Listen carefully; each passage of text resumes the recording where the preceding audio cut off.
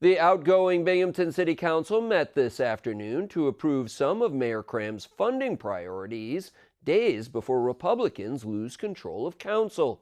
All 4 Republican council members voted unanimously on the 8 ordinances, with 3 outgoing Democratic members absent. Most of the legislation involved allocating money from the $46 million the city received through the Federal American Rescue Plan Act, or ARPA. It includes the $2.5 million city portion of the $10 million Boscov's renovation, $3 million toward reconstruction of the Town and Country apartments, money for greater opportunities to build more supportive housing on the north side, and funding for the county's tourism board, Visit Bing. Incoming Northside Councilman Nate Hotchkiss came to today's meeting and asked the current council not to pass the legislation and allow the new council to weigh in.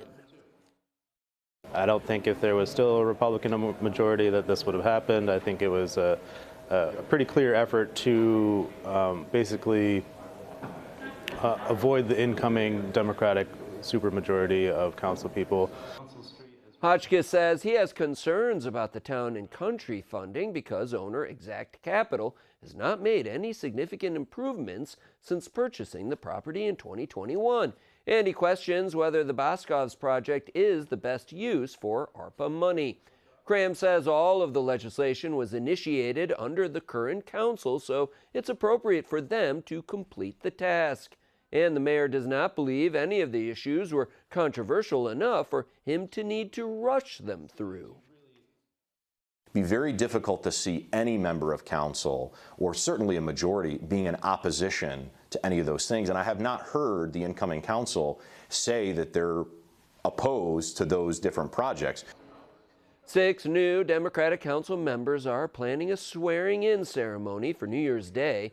There is still disagreement between Cram and the incoming Democrats as to who has the right to appoint an interim member for the 6th district, where that race ended in a tie.